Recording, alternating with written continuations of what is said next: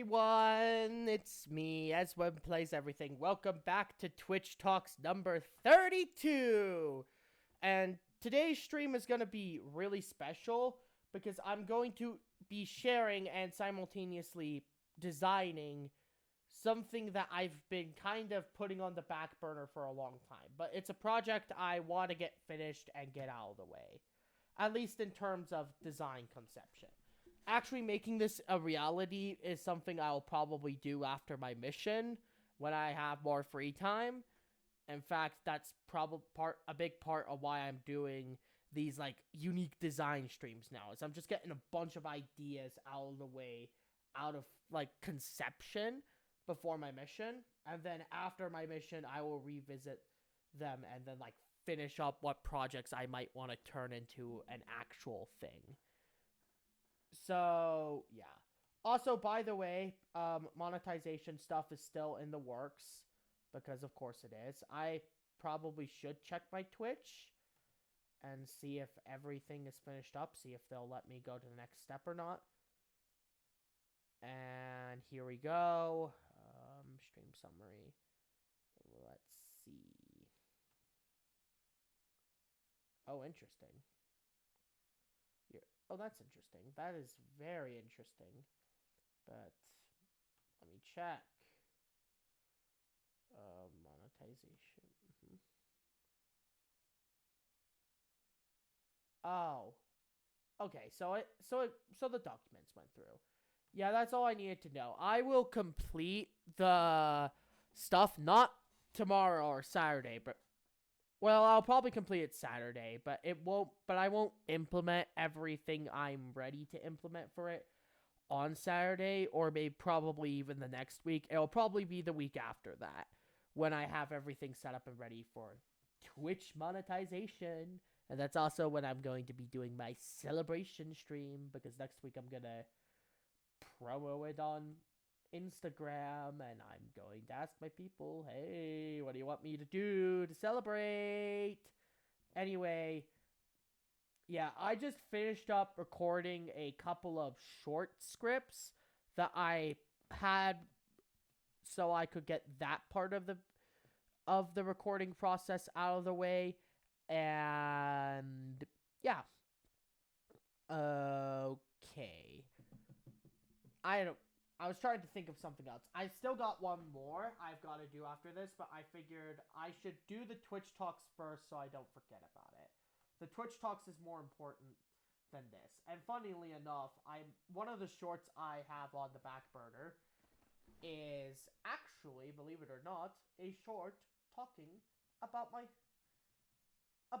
my Twitch Talks, which is really cool.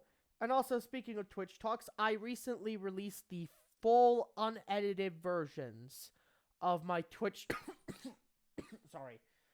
of my Twitch Talks on my Patreon. It's $1.30 a month if you want to support the channel and do a bit extra, be my guest. If not, that is totally a-okay with me as well.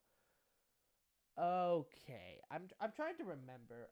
Mortal Kombat Legends Scorpion Revenge by Sonic XD. That's the video that's on my thing, and it's the video I'm gonna listen to once I'm done with all the audio stuff I need to do. And so, yeah. Anyway, I hope you guys are having a great day today. So, I know I'm doing this like 4 minutes into the Twitch talk, but I will be sure to do this much earlier in the Twitch talks next time. Question of the day. And this is a very specific one. If you ever played any idle games in your childhood, like I did, which one was your favorite, and why was it your favorite? Now, you might say, oh, I was never liked idle games, so why are you even asking this question? But for me at least, I loved idle games during my childhood, and even as an adult, I love them, but not for the same reasons I loved them as a child, with the exception of Clicker Heroes. I think that game is amazing. And in fact, I am working on something really, really awesome but I am not anywhere near ready to show it to the community yet. But just know I am cooking up something pretty awesome conceptually with that. But again, it's just concepts. I just like thinking up concepts and like putting in thought and putting in detail into them. So, yeah. That's what I'm going to do. And as I said, it will probably be like at minimum 3 to 4 months before this mini project is even worthy of being presented on stream. Like, I'm going to show you. I'm not going to show you. I shouldn't say I'm not going to show you. I'm going to pull it up. Because I have character design for this. And it is 9 pages. And this is only for 2 characters.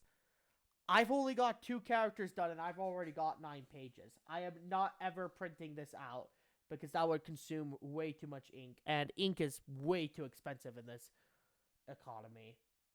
And also, if you're wondering, oh, I'm not ever going to listen to this.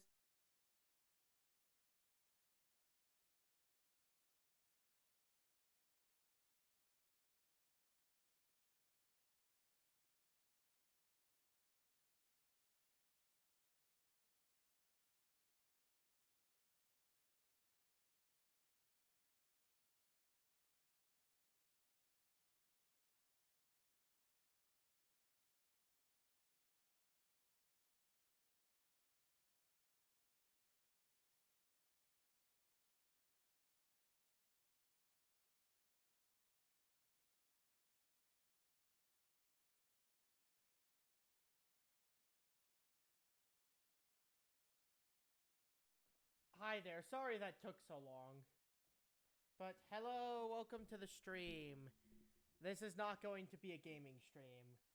Most likely. That's not the main focus of the stream, by the way. But the main focus of the stream is going to be talking to you about this project I have and figuring out and also working on said project after I'm done talking to you about it. So I'm just going to show you something. I'm going to pull this up on Google. We're doing this live, by the way. Okay. Oh, that's interesting. They made a new expansion, but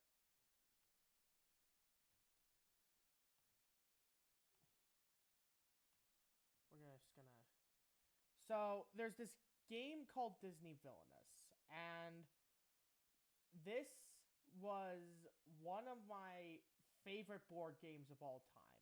By the way, this there's a bunch of unique mechanics, and I just genuinely enjoy playing it. In fact, but I couldn't find anyone who enjoyed playing it with me, so I just played a ton of games with myself. And then one day, the thought came to me while I was searching through a wiki. I can't.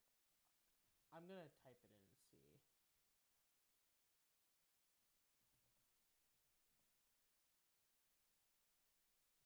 see if I can find it. There we go. This was the thing. So I was looking at this page specifically because this page is essentially a place where people will go and be like, oh, I made my own custom deck for this specific game. And then I was looking through this and I thought, why not make my own? Why not make my own like custom expansion pack? So this is what this document is about. This is the concept, I guess, of this. And yeah. So I'm going to show you what I have worked on so far. There are 3 villains I planned on including from this. They are all from Xenoblade Chronicles 2, which is one of my favorite video games of all time. But, sorry. Oh my. But they are all from Xenoblade Chronicles 2. There's Malos, Bana, and Amalthus. And if you're wondering what this insert win condition here means, it means I have not worked on them yet. And I'll explain a bit.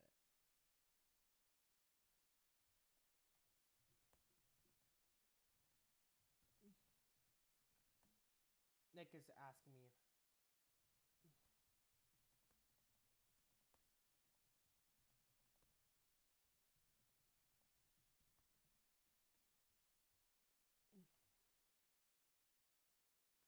He was asking me, oh, you listen to the voice message. I'm like, no, because I'm streaming right now. But my plan is when I'm on break, when I take my first break, actually I should set a timer so I don't forget to take a break.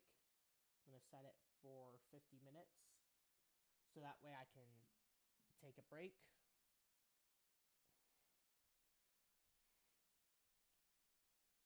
So, for context of how this game works, I should probably give some context because basically no one has context. So, the card game works like this. I really probably should have gotten like... Can I get into MS? I'm going to do something really stupid here. I'm going to use MS Paint. Wow, this is definitely an original idea and definitely not ripped off from a YouTuber who is experiencing massive controversy right now that I'm not going to delve into. So, every villain has an objective to win. This objective is unique to them, and it's usually tied to, like, their lore. So, one example I will give is, in the base game, Prince John from the Robin Hood movie is a person obsessed with having as much power as possible. The main currency is power, so his goal is to start his turn with at least 20 of it. So, every turn you start with... At the start of the game, you draw 4 cards in your hand. I cannot believe I'm actually using MS Paint to try and explain this. And you can only play these when you get a play card action, which looks something like this. If you're wondering, I'm not putting a lot of effort into drawing this. Also, my mouse is really sensitive. Okay. I'm not doing a good job explaining this. I'm just gonna... Can we just... Is there a way to, like, literally just erase everything? Okay. Here's the basic premise of the game. We're going to start over, and we're going to try this again. So this cardboard thing is your realm. Most villains in this game have 4 different locations. And they're all named, and they all have their own names and stuff, and they're based off the story of the villains. Anyway,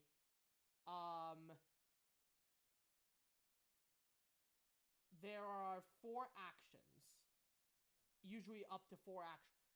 I'm telling you the usuals, by the way, because there's exceptions to these rules that we'll get into later. There are 4 locations. Those little tiny dots, you see these tiny little baby dots? Can we zoom in on that? Okay, that just did that. And that just... Oh my goodness. How do we zoom in? How do we zoom in? Okay.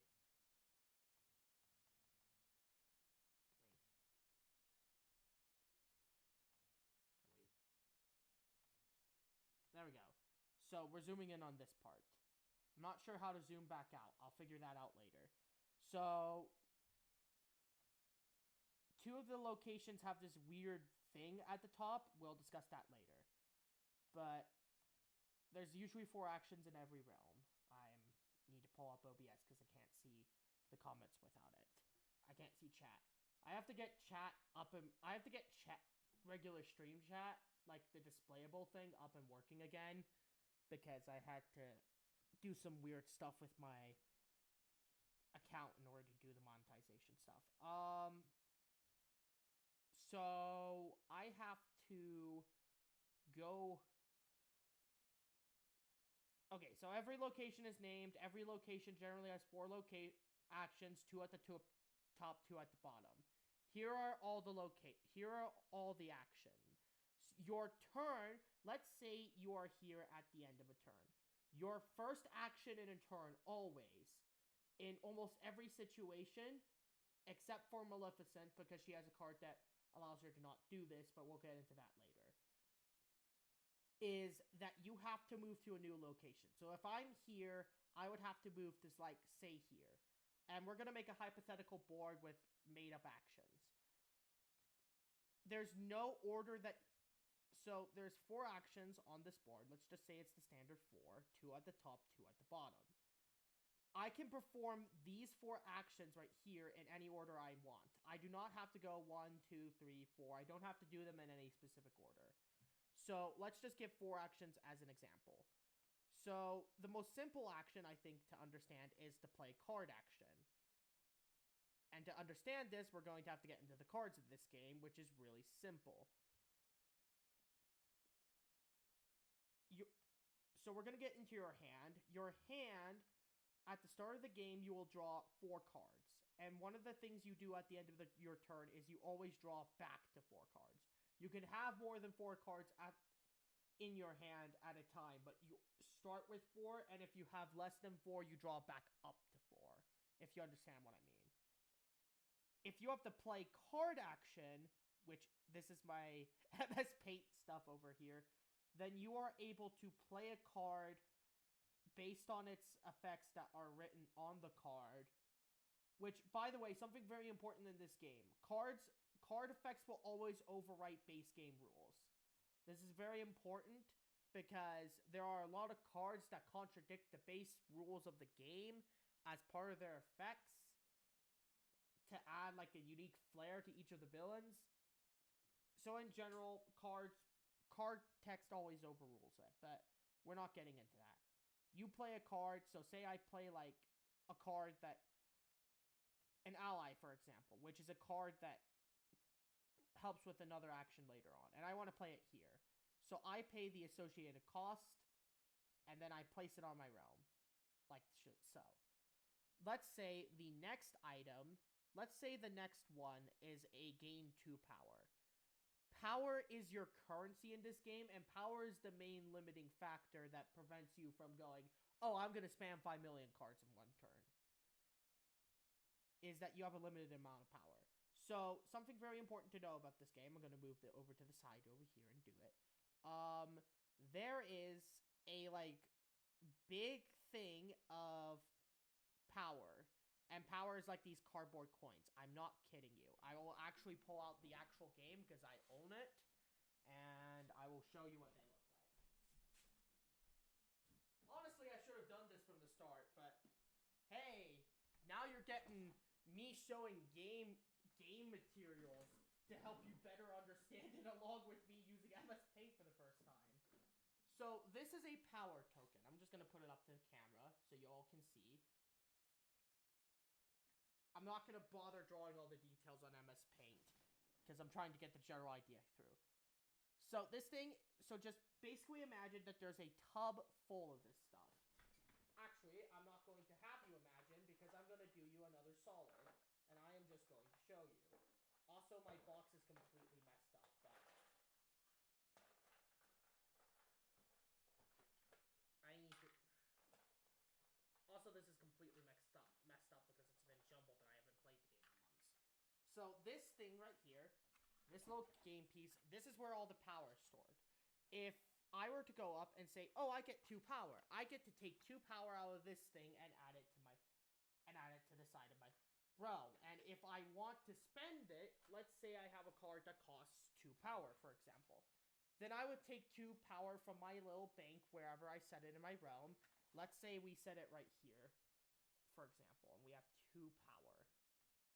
1, 2.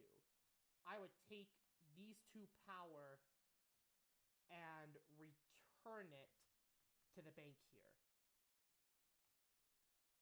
There we go. And yes, I am going to be spending probably the next hour chatting about how this game works. Let's say the third action is it looks something along the lines of this. What does that mean?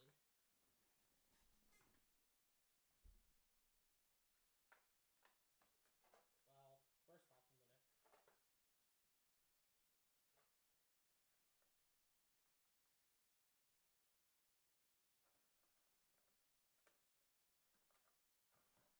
I actually found these action symbols. So there's the discard card. By the way, you can just look this up. This is where all the things are. But why am I explaining it when you can just look it up? Because I think it's funny. So, discard cards. Let's say I have 3 cards and I don't want one of them for some reason. If I get a discard, I can say, oh, I can put these 2 in my discard pile and just have the 1. This is useful because of the fact I mentioned earlier. If you have less than 4 cards, you can always draw from your deck back up to 4. So, yeah. I think I'm doing such a terrible job at explaining this. Then let's say the final action is, I'm just gonna try drawing the storm that is approaching. I'm sorry I made that joke. I've been playing DMC a lot lately. I have like 4 DMC videos planned. So that's what it approximately looks like. This is called a fate action. So let me just spell that out. And fate actions are really interesting because every villain has to have opposition. They need to have heroes. And the heroes come in the form of these fate decks. So you have 2 decks in the game. You have your regular deck. This is your regular one, which will have your normal thing. I'm just going to put R for regular. And then you have another deck to the side, which is about half the size of your normal deck. The standard for these 2, and again, this can deviate in custom decks, is that your regular deck will have 30 cards. And then your fate deck will have 15.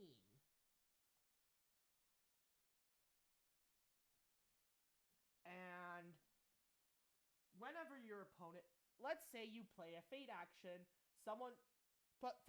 to do a better example, I'm going to say, let's say someone does a fate action and chooses you. Because the main way fate works is you choose another player who doesn't have this little fancy thing, which we'll talk about in a bit. And you say, I'm going to perform a fate action on you. And so what you do is, I'm not going to bother shuffling, is you draw the top 2 cards from this deck, you look at them, and then you pick one to play. That is the basics of a fate action. Now, there's a few nuances with the fate action. First off, I should probably talk about this little thing. This little thing is used if you're playing with 3 or more people. And basically, if you have it on you, if you got hit by a fate action, you get to take that, and you can't be affected by fate actions until someone else takes it from you. Basically, this is to prevent people from ganging up on one player in particular and just bullying them. No bullying with fate allowed. But there's actually a deck in the game, in the base game, Captain Hook, who has ways of manipulating his own fate deck, by the way.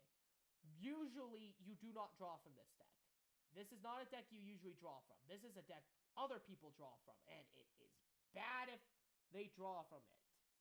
You do not want cards from the fate deck being played on you because they are always meant to sabotage you. However, as I said, in the case of Captain Hook, who is in the base game, he does have ways of searching through his fate deck, and he kind of needs to do this because his objective is basically to get a hero on a location, move that hero over locations to the other side of the map, and then use and then vanquish them, which we're going to talk about now. So we're going to talk about heroes now because it directly relates to vanquishing. Heroes are a type of card in your Fate deck. And hero cards, when played, they have an effect, and they have this like number at the bottom that dictates their strength, which will also correlate to allies, which we'll talk about in a bit. But let's say I play it here, and there is a hero card here. This hero card is covering the top 2 actions. And fun fact, if these 2 actions are covered, you can't play them. So you just have a location where you only have 2 actions. And then they also have some other sort of negative effect. So generally speaking, if a hero lands on your area, you kind of want to deal with it as soon as possible. And the way you deal with it is through vanquish actions. But in order to talk about vanquish actions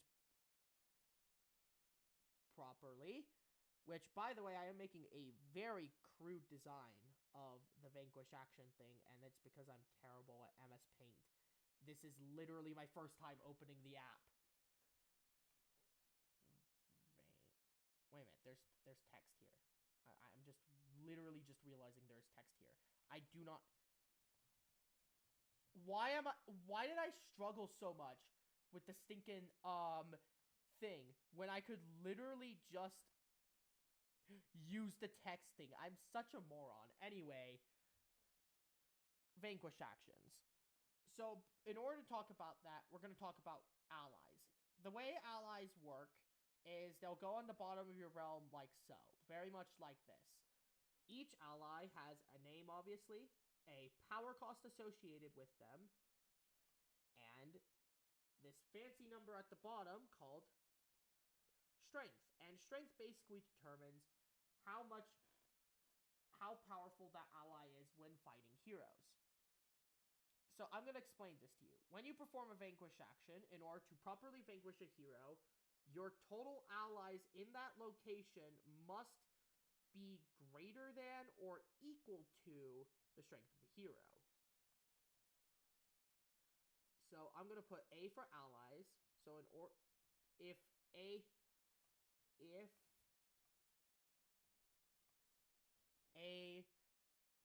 is greater than or equal to H in terms of strength, then they get defeated.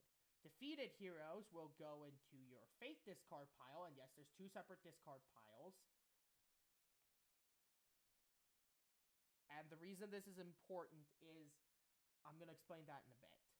So, let's just put D here, and then D here. These D stand for the discard pile. Is everyone keeping track? I'm pretty sure no one's keeping track because I'm doing a terrible job at explaining this. Oh boy. So, because I'm literally trying to explain an entire game so I can try and explain the concept of a simple expansion pack for this game. And heroes and allies can be moved. There is an action for each. There's a action for moving allies, which looks something like this. And then there's an action for moving heroes, which looks the same, except the card, get this, the card has a lightning bolt.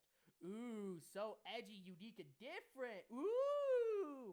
But yeah, these 2 are just basically move allies and heroes. And when you're moving an ally or a hero, you can only move it to an adjacent location on your realm. So let's say that ally was here, I could also move it there. This also applies to item cards as well, which are unique. And I'll get into you know what? I'll get it more into item cards when I am explaining the one deck that I have worked on. So, yeah. Pretty much. This convoluted mess is supposed to try and explain everything, but I don't think I did a good job. Yeah. But as I stated before, this is how actions work in a very extreme nutshell.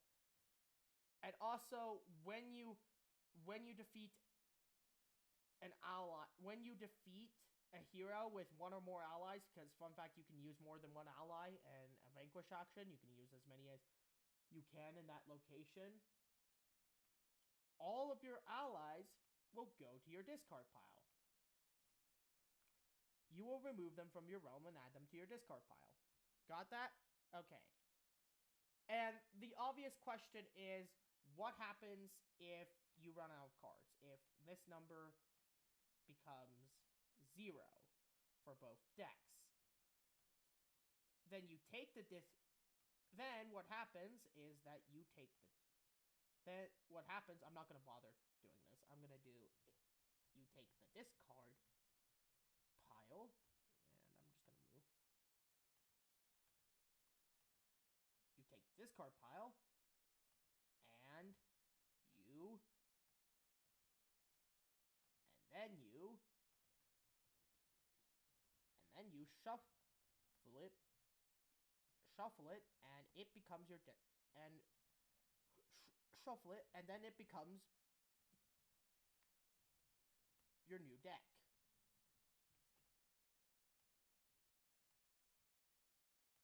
Okay, I'm just trying to shuffle it, it becomes your new deck. And this goes on until you win or you lose. Until you win or you lose, depending on whoever accomplishes their set goal first. Now, obviously, there's loads of variants with this. Like, many villains have many different play styles. Each of the villains have completely different play styles.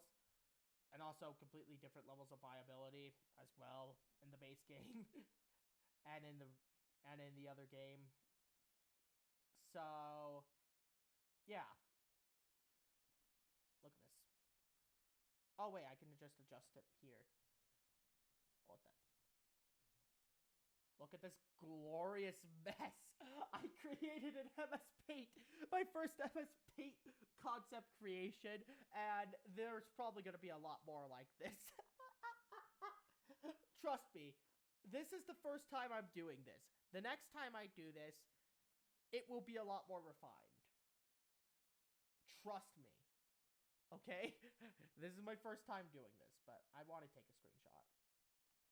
This is so silly.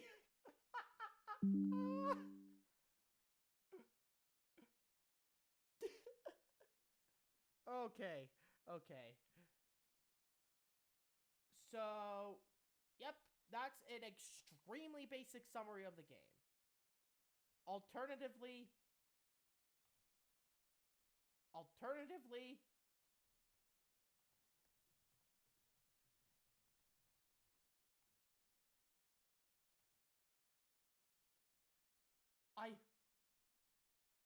there's literally a 5-minute video. I spent like 15 minutes doing it in the most confusing way possible. And the first thing I find is this thing right here, which I could literally just...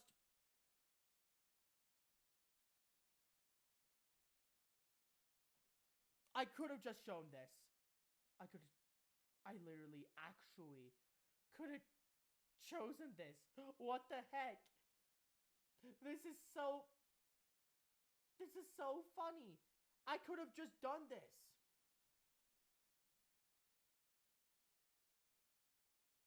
Okay. Okay.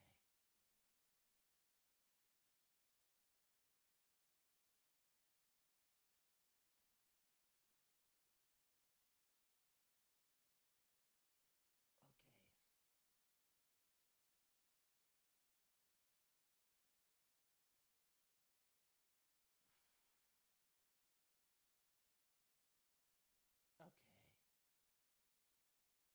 This is just... Why? Why did I do this? Why did I just... I wasted so much time when I could have just done it. But I did it myself because it's funny. But just as a reference, go to go to the Disney Villainous fandom and go to this if you're actually curious about how to play it, because they will do it a lot better than they will explain it a lot better than I just did. But yeah. But yeah, I also did need an excuse to waste it. So you should know by now that there are objectives, there are cards that help you reach that objective, and there are cards that help hinder you in the objective. And my job is to try and design the best satisfying deck that I feel like works for all three here. The only one I have completed, and this is one I had completed like 6 months ago, is Malos. If you don't know what Malos looks like, we're going to actually look up Malos Xenoblade. It's this dude right here. Look at his smug little face. Look at that smug face right there. That's our villain. Look at this. And look at this. These are all images. You got the idea yet? Okay. This dude, this is the dude we're talking about. And I'm not going to explain his lore because, yeah. But also, I am also going to say spoilers for Xenoblade Chronicles 2 if you haven't played that. But I'm not going to get super in-depth into the lore. All you need... So, Malos' objective is to activate the Office Ion at the hanger. So, here's the things you need, basic things you need to know about Malos. By the way, if you want to know what a realm looks like, this is what they look like. Normally, as you can see, most villains have 4 locations. And some villains have a location locked at the beginning, and they need to fulfill some sort of condition in order to unlock it. Now, I mentioned it here. He has 5 locations, unlike the usual 4. At the start of the game, 2 of these locations are locked, which is the Elysium entrance and the Ion hangar. And you need to play a card called Path to Elysium to unlock them. He has a unique type of card in his fate deck known as Blades. And this is shared across all the 3 expansion pack villains. This is kind of like a cool, unique gimmick of it. Basically, Blades work like heroes, but cards that don't specify Blades do not affect them. Let's give an example. If a card says, vanquish a hero with 4 or less strength, you cannot use this card to defeat a blade. The card in question must specify that it defeats a blade. Conversely, if a card only says it affects blades and not heroes, then that card cannot affect a hero. It can only be used on a blade. Got it? It's just a second type of hero that you need to worry about. Other than that, they act as normal heroes. And instead of effects, he has arts, which is just a rename. They act the exact same way as they do in the game, which is you place it on, you follow the effect, and then you discard it. So here are the locations. I called these covered and normal, but I'm going to rename these to top and bottom for convenience. By the way, if an action is on the top, that means it can be covered if a hero is over there. I'm just going to rename all of these real quick, just to make sure that you know.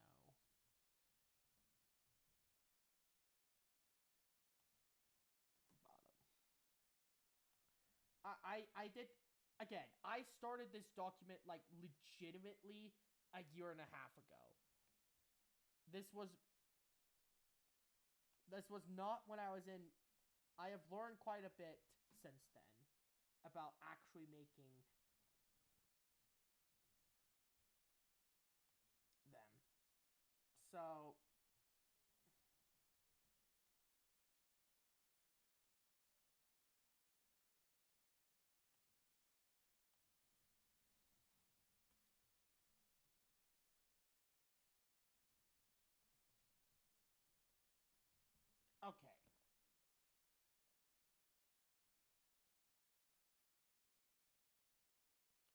So then these are all the normal decks. But before I get to the deck, I want to talk about the realm itself. So his first location has gain 2 power and play a card on the top. At the bottom, it has fate action. You can do a fate action and then play a card. This is the only location that has a guaranteed fate action. So if you want to try and sabotage your opponents early on in the game, this is the location to start at. Olithero Playhouse, which is based on which you don't need to know what the locations are referencing. You just need to know their names. The top one, at the top where they can be covered, you can gain 1 power or move an ally or an item. This is useful because one of Malos's, you may have to move allies or items in order to perform certain actions.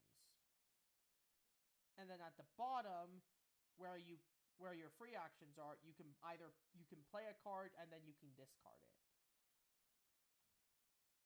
And then the Cliffs of Morphia. This is the most important location, I would say, for the early game. For one of the most important locations. At the top, you can discard, play a card.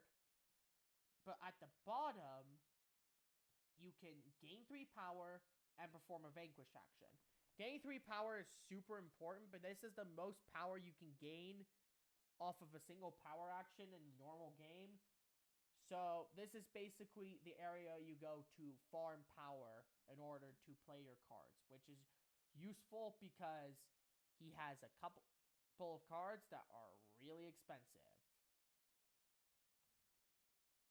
And then Vanquish, which helps get rid of heroes.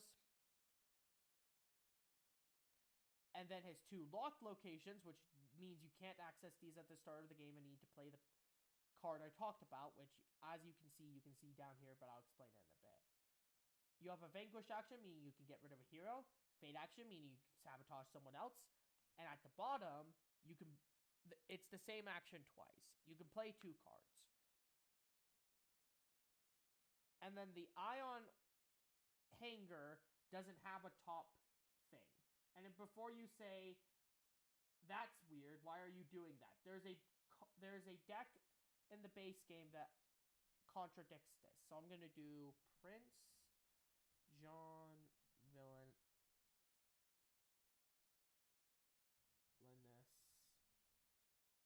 Realm. Okay, I need to just get an image of this. So basically, imagine something like this. The Ion Hanger looks something like this.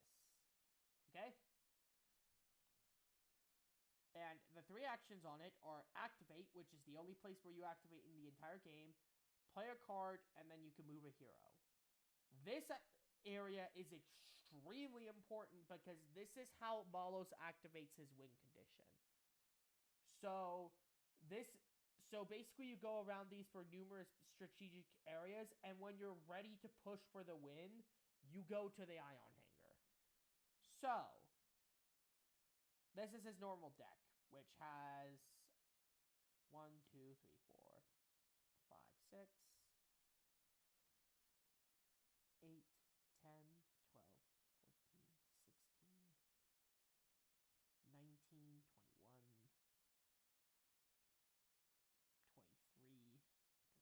23, 25, 27 cards. I need to add a few more.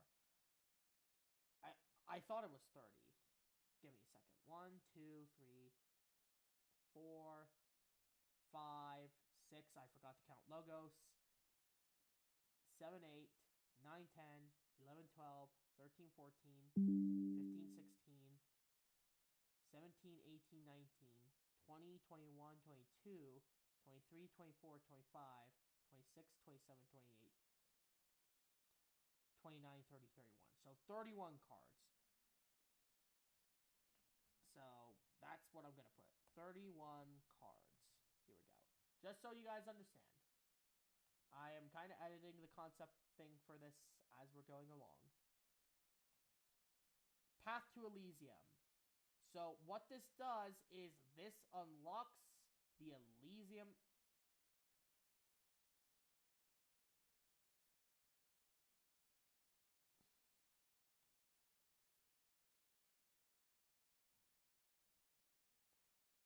If Pyra or Mithra is in your discard pile, Fate discard pile, the cost to play this card is reduced by 2. So normally this card costs 5 power, but if Pyra or Mithra are in your discard pile, this card will only cost 3 to play.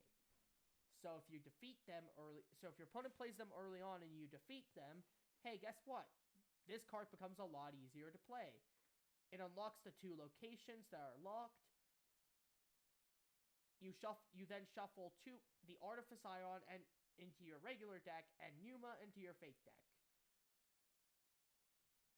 And then I'm going to reword this because the idea I have about this is if you get this card again, and then I'm just going to say that you remove card from play after played.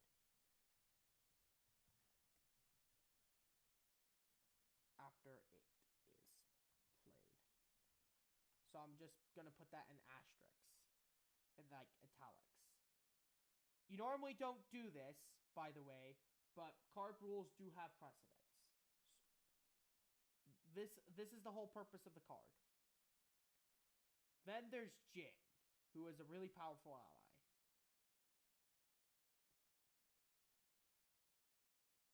Jin is a 4-cost hero with 4 strength, so he's pretty powerful, and he has an activate ability. If you can move Jin to an adjacent unlocked location, so I'll use Prince John's image here as an example. This is absolutely lovely. Let's say obviously these aren't locations in his map, but I'm just using them as an example. Let's say he was in Friar Tuck's church, and I activated his ability. I could move him either to Sherwood Forest or Nottingham. I choose to move him to Nottingham. And then immediately afterwards, he can perform a Vanquish action if you so choose. If you don't, then you can't perform the Vanquish later in the turn. You have to perform it immediately afterwards. And also, when he's used in a Vanquish action, if more than one ally is used in said Vanquish action, you can discard them instead of discarding Jin. Then there's Patroka and Mihawk, which are 2 different characters who kind of support Malos. And their gimmick is that they can be used to defeat a hero in their location or an adjacent location. Prince John actually has an ally that does this too, but I'll give an example.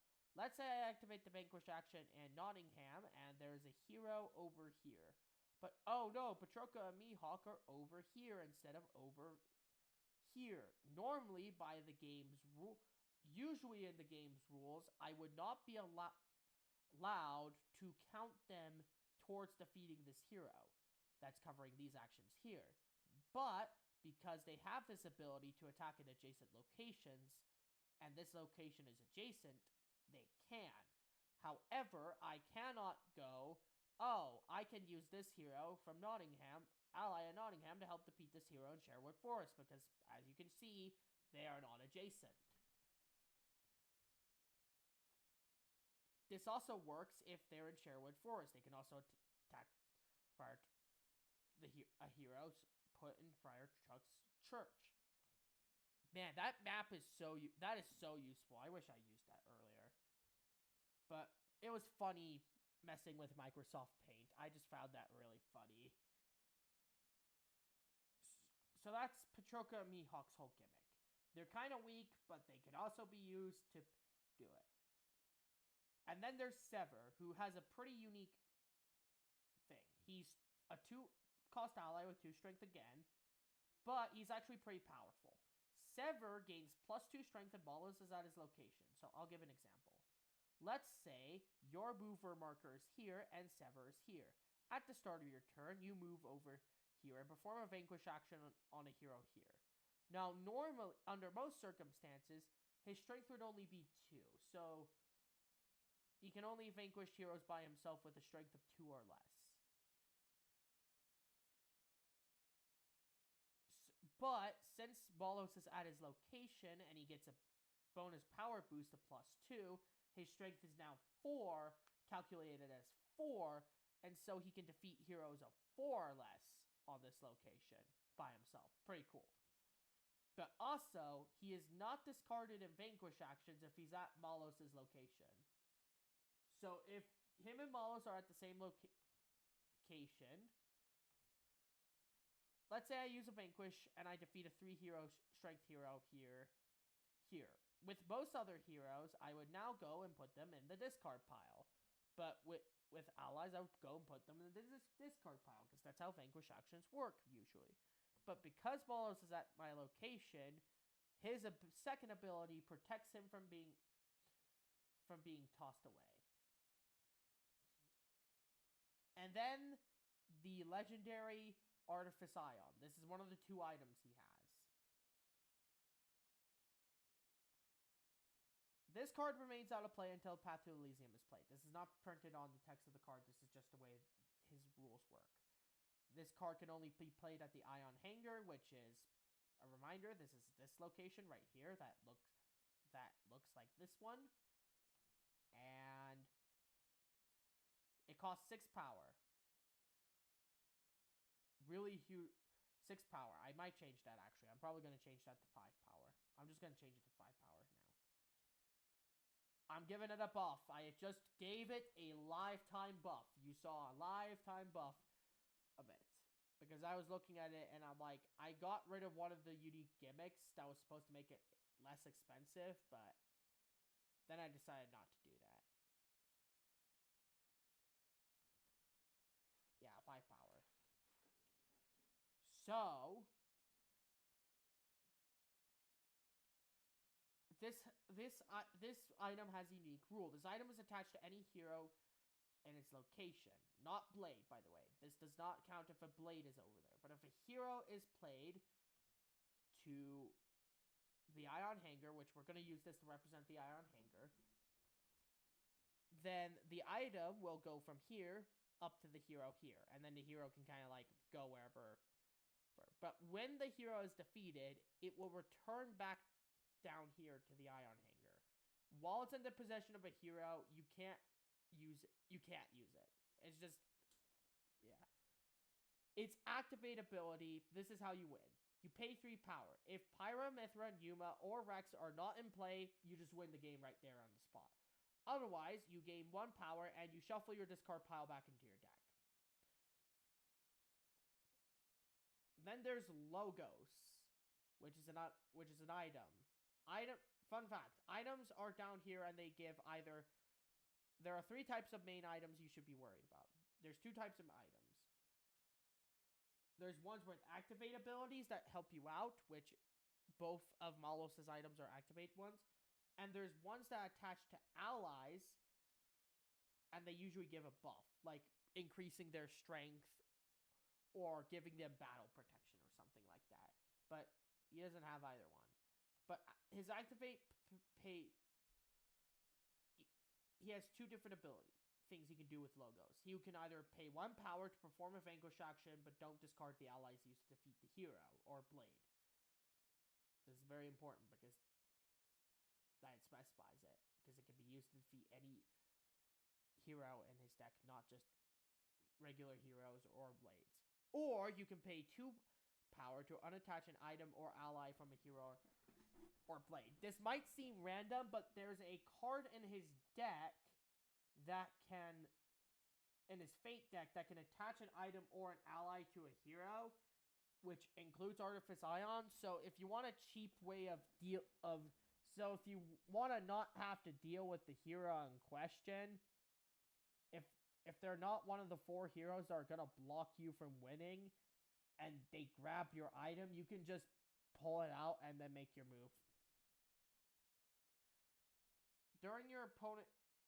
And then there's 2 all of these cards, there are 2 copies of in the deck.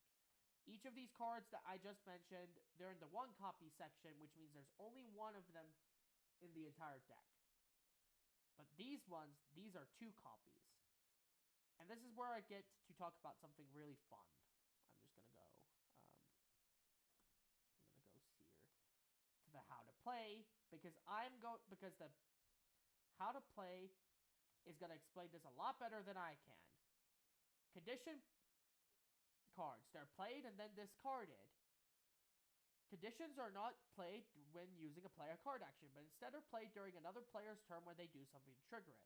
Conditions do not have a cost. This is very important. So, and they all have during your opponent's turn on them. So, his first one is, and they're all usually like personality traits. They're all adjectives that are used to describe like character traits of the villains. So I put Malevolence as the first one.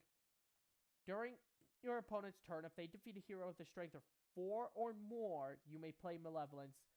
And fun fact, and very interesting thing, you have to play condition cards the moment that your opponent achieves the condition. If you wait until later in the turn, that's not allowed. You have to do it right on the moment. Like, right after they vanquish, you play this. You can then choose to defeat any hero or blade with a strength of 4 or less, which is most of his heroes, and except, I think, all except for 3 of them. Then Uncertainty is during your opponent's turn. If they target, this one's actually pretty unique. If they target you with Uncertainty with a fate action, after it's done, you can play Uncertainty. You can play any card from your hand for half its power cost and put it on your realm.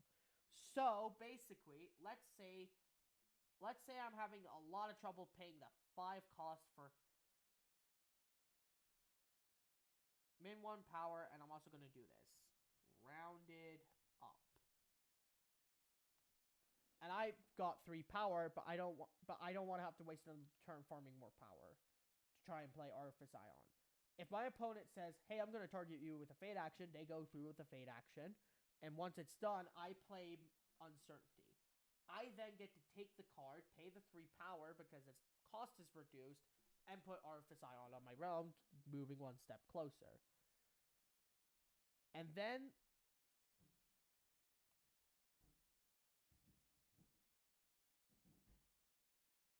there's Monado Buster, which is really expensive. It costs 4 power, but it defeats a blade in Malos' location.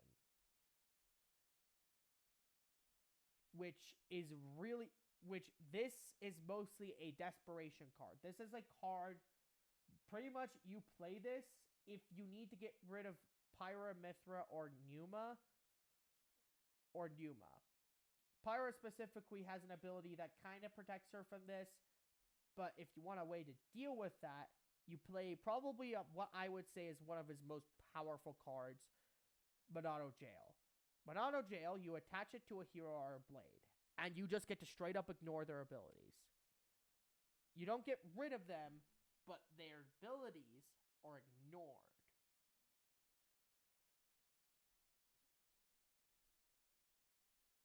And then there's Monado Cyclone. Monado Cyclone is really only used if you really need the location.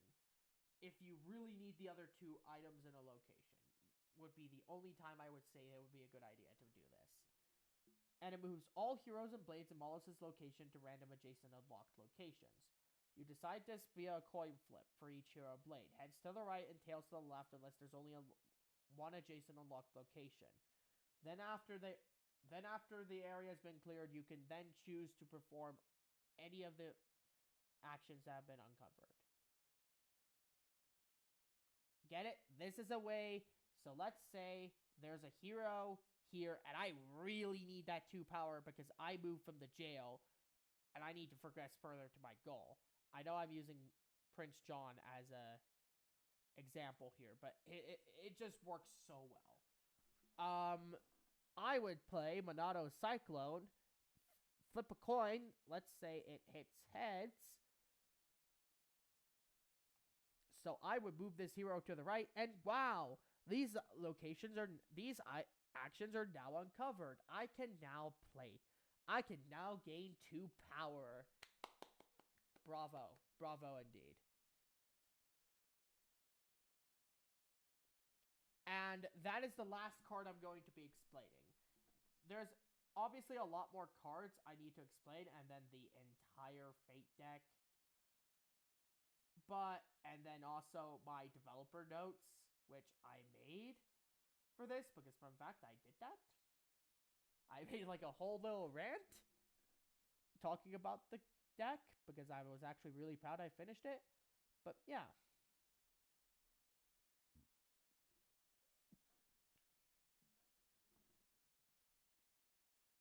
So anyway, now that my timer was about to run out, and now seems like a good time to go take a quick break from stream. And yeah.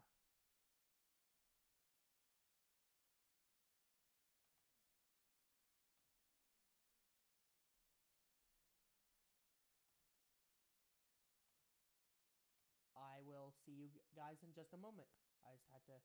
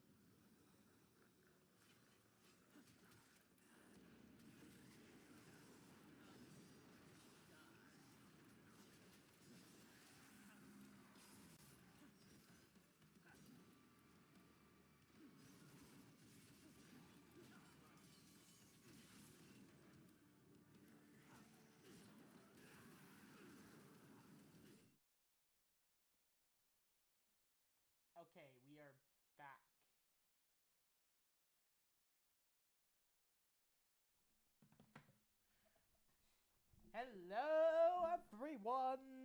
We're back.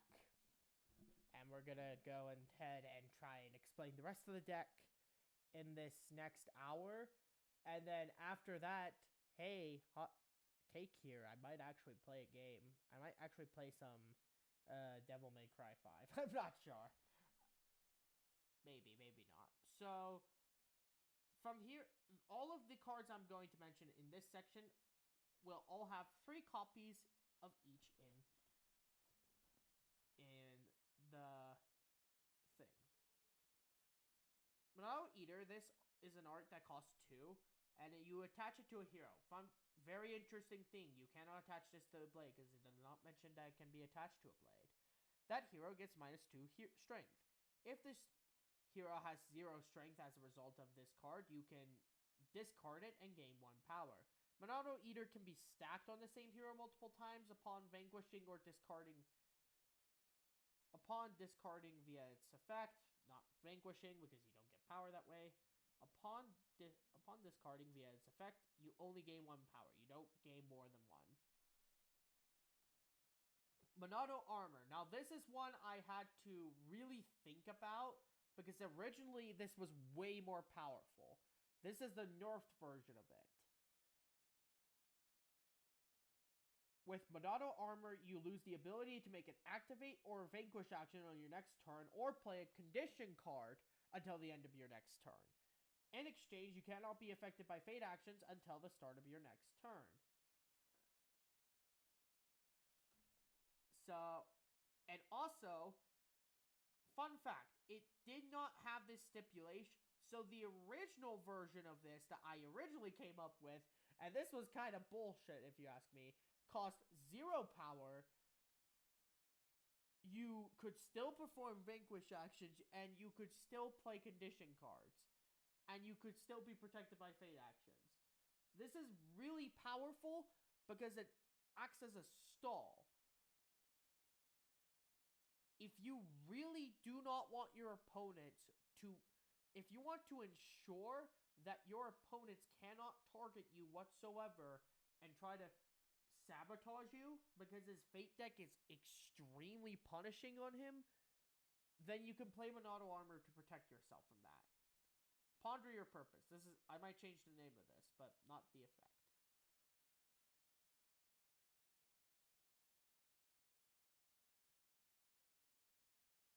I'm going to do a massive nerf here because this effect is really strong on a card with 1 power. Now here's what you do. You shuffle your discard pile and set it face down. You draw cards until you find 2 arts. You can add them to your hand. Return the rest of the cards to your discard pile. If this is discarded, lose 1 power. And the asterisk is this does not happen when you discard the part after playing it. And then Blade Bots, which are 2 cost allies with 3 strength with no additional ability.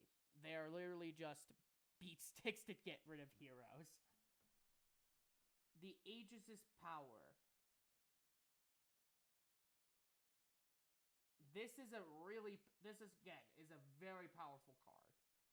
And your main way of getting lots of power if you need it. Gain 1 power for every hero or blade in Malos' realm up to 3 power. Gain 1 extra power on top of this if Pyra, Mithra, or Numa is in Malos' realm. And now we get to the fun part, which is the Fate deck. Ooh, the Fate deck, so scary. So how did I say that it's punishing? Let me explain. Numa, we're not going to get into. We're going to have to explain these 2 in order to do it.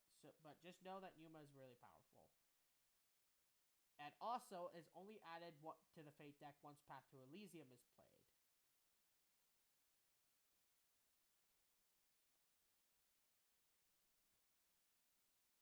Pyra, who is one of the main heroes you need to worry about.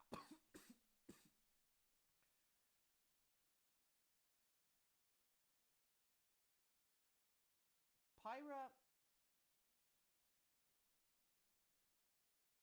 has 4 strength, and Pyra must be vanquished in order to be discarded. When she is discarded, you discard all allies used to attack her, regardless of what protections they have. I'm gonna give an example. So up here, I mentioned Sever, who, if he's at the same location as Malos, he doesn't get discarded. Pyra says, screw that, you're gonna discard anyway. So it just nullifies their abilities. Tears. But although with the Malos strength buff, you do technically can take out Pyra by herself. Mithra has 4 strength, and that stipulates that Malos must pay an extra 2 power every time he performs an activate action. You might remember that his 2 items both have activate condition powers, and they both cost power in order to activate them. So this all of a sudden becomes 5 power, which is the same cost as playing the card. Also let's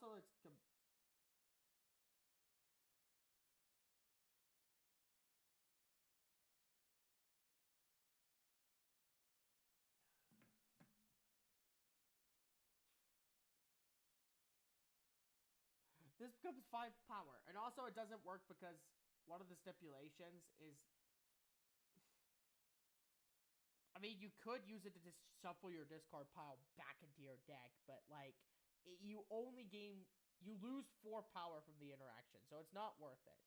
This, which is one of the cheapest abilities,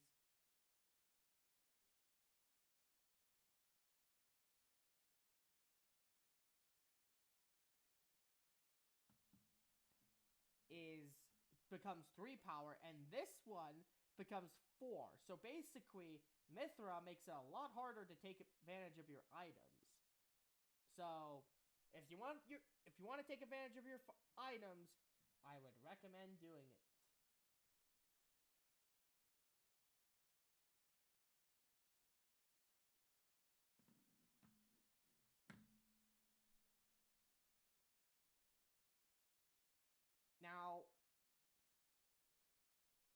Now that we explained these 2 heroes, we can get back to what makes Numa so strong. You might notice, Numa has 10 strength.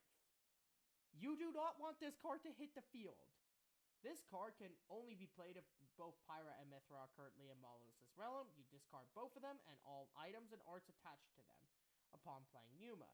She has both of their abilities. So she has to be vanquished in order to be discarded. And she makes Malos pay 2 extra power for every time he performs an activate action. Meaning that if... And also, she has 10 strength. I'm not sure if you know this, but that's really high.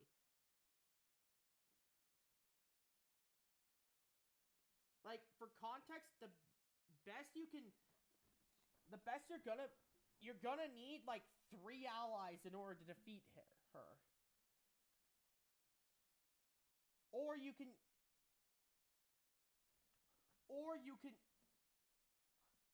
My thing is, if you can attach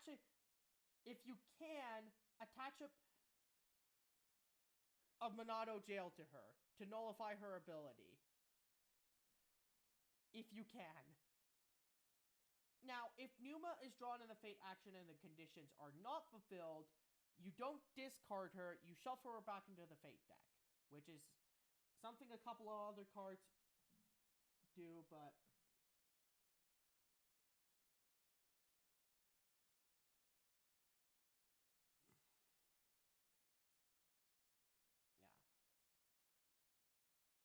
Nia has 3 strength, and any art that only affects Blade or heroes does not affect Nia. What does this mean? You cannot attack her with Monado Eater, and you cannot defeat her with Monado Buster, which are the 2 insta-kills in his deck. So basically you can't insta-kill him, you have to actually, play the game. Or alternatively, you can use Monado Jail and then one of those abilities. Tora is a hero with 2 strength. He's really easy to defeat, actually. But you have to defeat Tora before defeating other heroes or blades. Let me give an example of this. Let's say you have a hero here, and then you have Tora here. You want to perform a vanquish action to get rid of this hero over here. But you can't because Tora is over here taunting you, and you're forced to spend that vanquish action on defeating him before you can defeat the other hero. Get that? I'm not really getting any feedback, so I just kind of have to assume that you're getting it.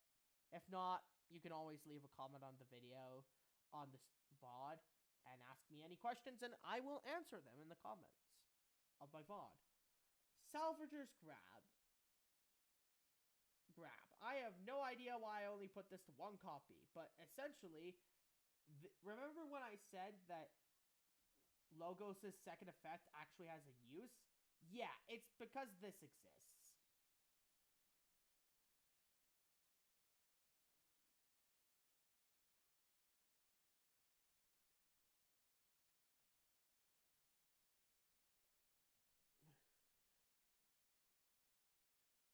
So, you select an item or ally and attach it to any hero or blade. When that hero, I should also say, or blade, I should word this properly, is defeated, return the ally or item to Malos. And then you have 2 copies of each of these in your Fate deck. Mortal Blow. This reveals Malos' hand and discards all of the arts in his hand. Arts are really powerful for Malos, so losing them is bad. It's even worse when you consider Ponder Your Purpose, if discarded, forces you to pay 1 power. So you really do not want this card played on you. It also gives your opponent everyone hand information, which is useful in this game.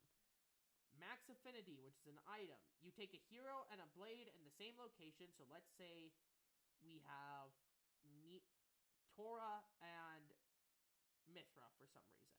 This makes no sense given the lore, but screw it, we're going with it. And attach Max Affinity to them. They both receive +3 strength. However, if the hero or blade is defeated, then the other associating one is also defeated.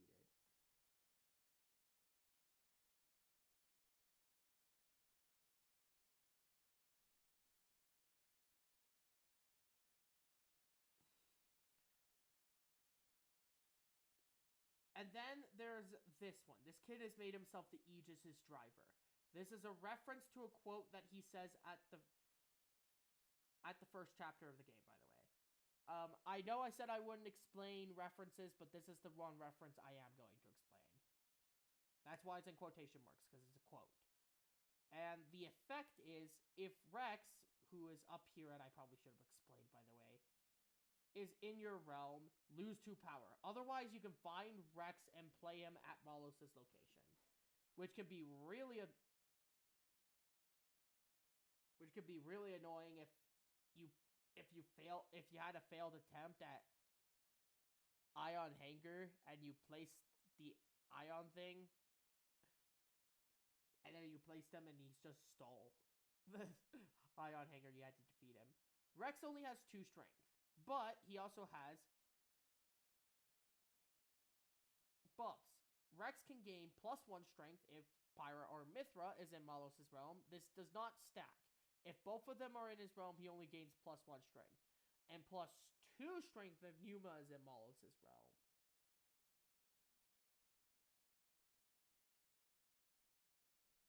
So, let's assume you had a max affinity on Rex with Numa's buff, and you bonded both of them together.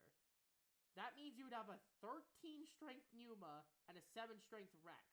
That's actually a really scary combo right there.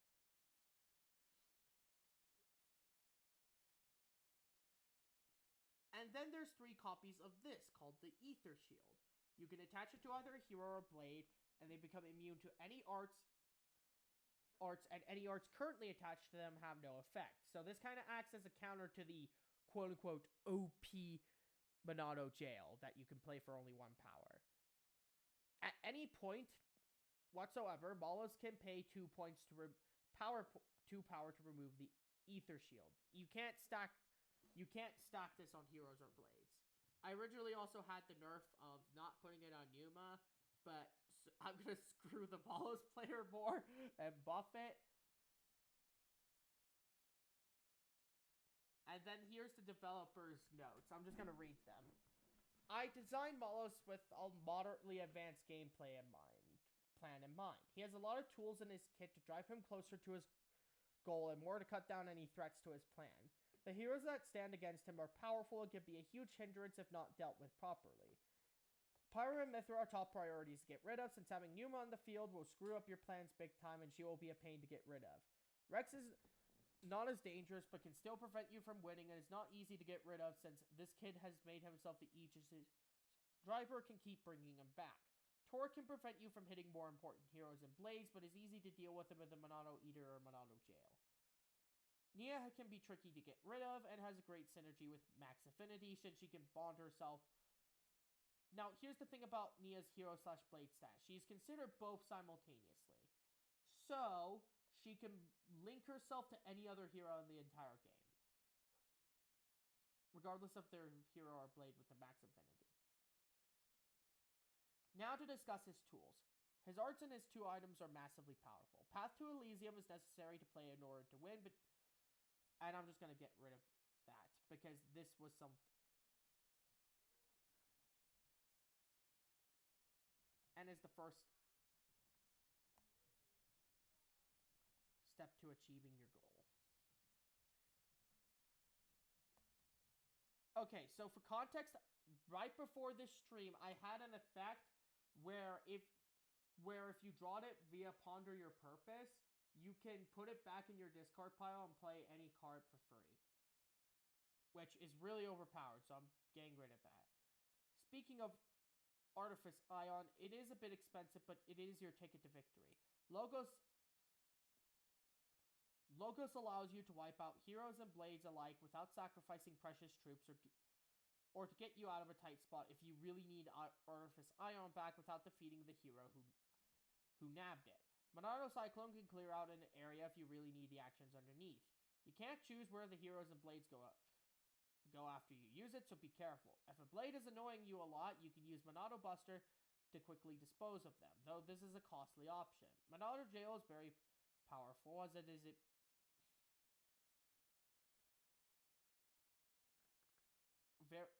allows you to nullify the actions of any abilities of any hero or blade you will face, but note that heroes and blades affected by Monado Jail still cover up actions in their location. Monado Armor prevents anyone from hindering your plans, but it also prevents you from being aggressive and activating cards. Use this opportunity to gather more power or get the cards you need to proceed with your game plan. Monado Eater allows you to weaken heroes. If you use it correctly, you might be able to gain part of your investment back. It used to give you 2 power, but I nerfed it to 1. Ponder Your Purpose allows you to dig through his discard pile to get some much needed cards back, but you will pay the 1 power fee this card charges whether you want it or not. The Aegis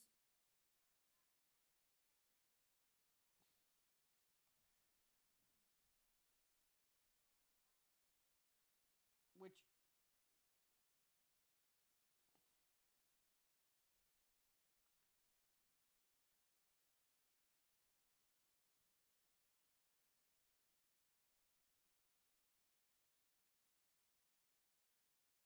the Aegis' power allows you to gain a lot of power if you're backed into a corner. Use this power to power your way back into advantage. His locations are a bit interesting too. He has 5 locations, unlike most other villains in this game who have only 4. 2 are locked at the start of the game. The Marcinet is the only place where you can have a guaranteed fate action, so use it well. Although Thero Playhouse is your vanilla play a card discard area that also has a unique perk of being able to move allies and items and gain a small amount of power. The Cliffs of Morphra is your power farming location and very important to your game plan, as you will most likely lose a lot of power due to his punishing fate deck and also his expensive cards. I just put that in there. The Elysium entrance is interesting, since even if you have this location covered, you can still play 2 cards, and uncovered this area is quite strong, allowing you to take out threats and hinder your opponent's progress. The Ion Hanger only has 3 actions, but can't have any of them covered by a hero. A lot like Prince John's The Jail, which I showed earlier. It also has a guaranteed activate. It also has the only activate action on his realm.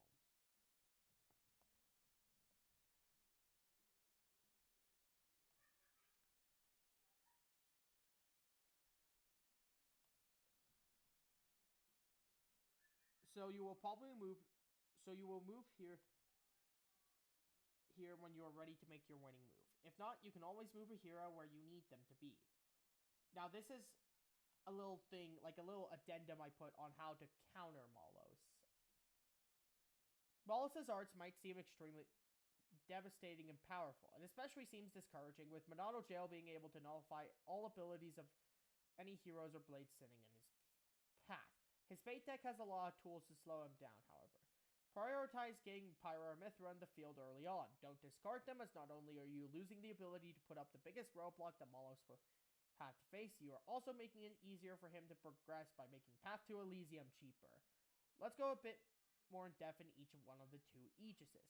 Pyro's abilities require her to be discarded via Vanquish action, and forces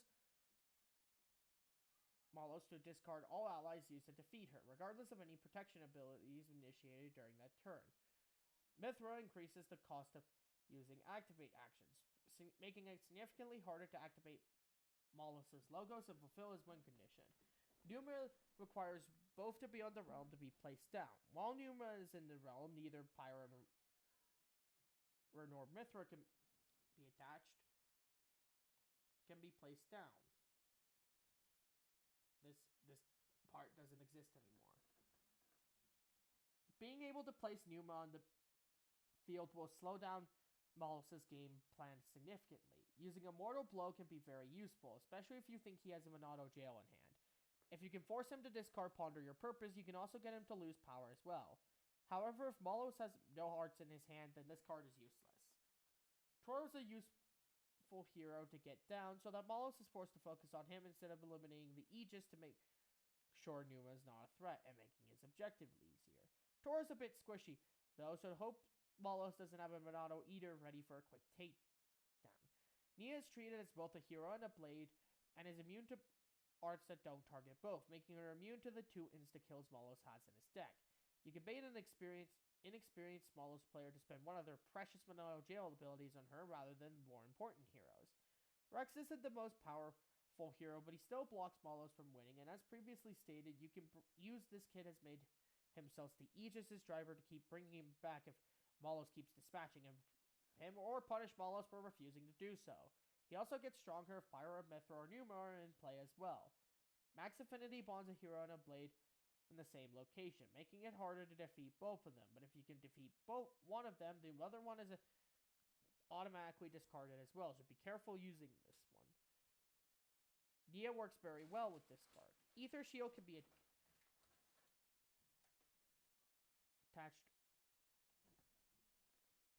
to all. I'm just getting rid of this because it's been patched out. Live patch notes, everyone. You're seeing live patch notes. To all heroes and blades in Malos' deck. And then I'm also going to remove this. And makes them immune to being affected by arts and prevents arts that are attached to them from having any effect. This is your primary counter to the massively powerful art Monado Jail. You can force Malos to spend some precious power to get rid of it that would have been better spent somewhere else. It might not seem like Ion Hanger is a good place to play heroes or blades, as they can't cover any actions. However, if Artifice Ion is in play, then you need to play a hero to nab it, since all it takes for Malos to win from this point is not having Rex or the Aegis on the field and spending 3 power to activate his ability. If you're really desperate, you can use Salvager's Drive to snatch it and put it on a blade or hero without placing it an Iron Hanger. Yes, this includes Numa, make her that much more annoying. And then I have the start of Bana stuff, but my plan was to get started designing Bana, but I don't think I can really do that, if I'm being completely honest. I'm not... I still don't have, like, a game plan in mind, and I'm not totally sure if I can get a game plan in mind. So what I'm going to do is objective and then general game plan here, so that the next time I do a stream like this, which might be in like a few weeks, I can continue off where I left off and help and get some help designing.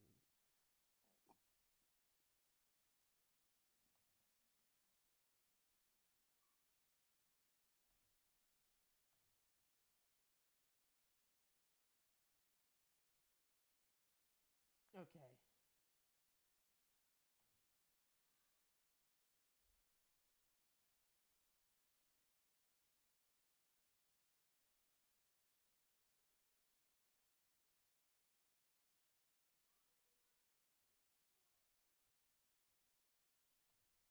Okay. Whew.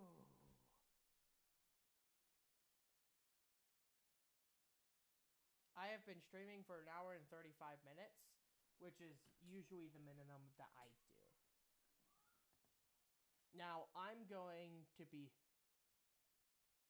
I don't actually have any ideas for Bana, and as a matter of fact, I'm probably going to change this. I'm going to do this. I'm going to change it to a Malthus. Because the thing is, I'm just going to show you. The way I planned the difficulty of this deck in terms of learning how to play the characters is that Malos would be the easiest, and Malthus would be kind of a bit harder, and then Bana would be the hardest character to play, but also the most unique.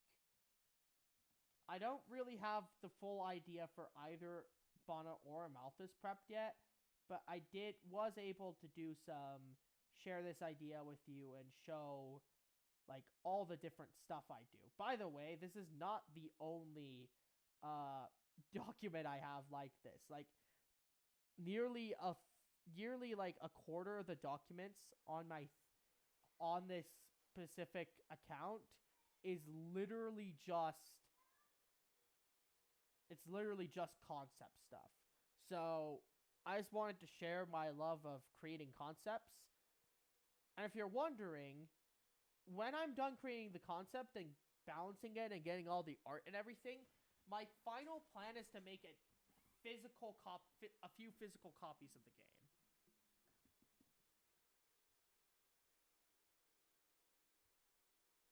Physical copies of the game printed, and then keep one for myself, give one to my physics teacher, because I promised him I would give him a copy when I was done designing this, and then I would give the final copy to a YouTuber or something. I don't know yet. I'm gonna give the third copy away, but that's pretty much it.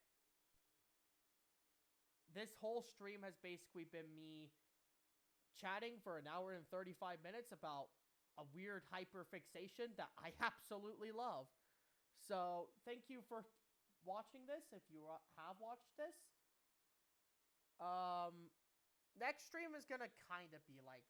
Next stream, I promise, is gonna be a fair bit more entertaining. It's not just gonna be, ooh, I do this, and... Wait a minute, I think I did something really... What day is it today? Is it Friday? Okay. I was about to say, I thought it was Thursday, and I'm like, wait, I wasn't supposed to stream till Friday. But I'm like, nope, I streamed on the right day. I did it right. Anyway, thank you all for watching the stream. I'll see you next time.